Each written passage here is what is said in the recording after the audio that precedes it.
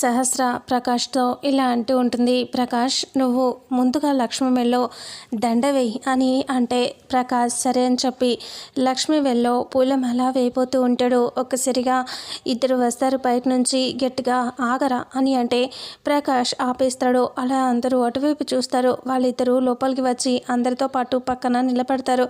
అందరూ అలా చూస్తూ ఉంటారు. ఎవరు మీరు అని సహస్ర అంటుంది. ఎందుకు ఆపమన్నారు అని అంటే వీడు లక్ష్మి మెల్లో పూలదండ వేయటానికి వీల్లేదు అంటే ఎందుకు వీల్లేదు అంటే అసలు వీడు లక్ష్మి భర్తే కాడు అని అంటాడు. అలా వాళ్ళు అనేసరికి ఒక్కసారిగా అందరూ ఆశ్చర్యంగా చూస్తూ ఉంటారు. విహారీ, లక్ష్మి వాళ్ళంతా అలా చూస్తూ ఉంటారు. లక్ష్మి చారుకేశవ వైపు చూస్తే చారుకేశవ నేనే సెట్ చేశాను అన్నట్టుగా ఇలా సైగ చేస్తాడు లక్ష్మికి.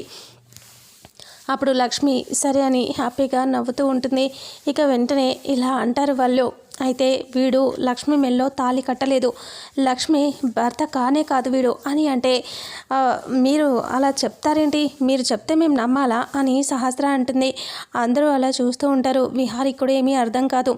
అయితే మీరెవరో సరిగ్గా చెప్పండి అంటే మేము లక్ష్మి వల్ల అమ్మ నాన్నలం అని చెప్పగానే అయితే వీళ్ళ మాట నమ్మాలి అంటే లక్ష్మి వాళ్ళ అమ్మ నాన్నని ఎలా నమ్ముతాం, అయితే DNA టెస్ట్ చేపిద్దాం అని సహస్ర అంటుంది.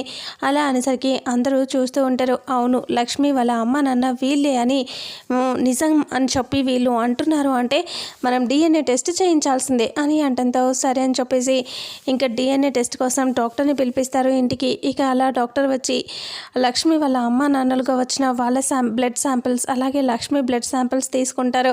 ఇక DNA టెస్ట్ జరగటం, లక్ష్మి గురించి వాళ్ళు పాజిటివ్గా చెప్తారా నెగిటివ్గా వస్తుందా అసలు ఏమవుతుంది అనేది రానున్న నెక్స్ట్ ఎపిసోడ్లో తెలుసుకుందాం.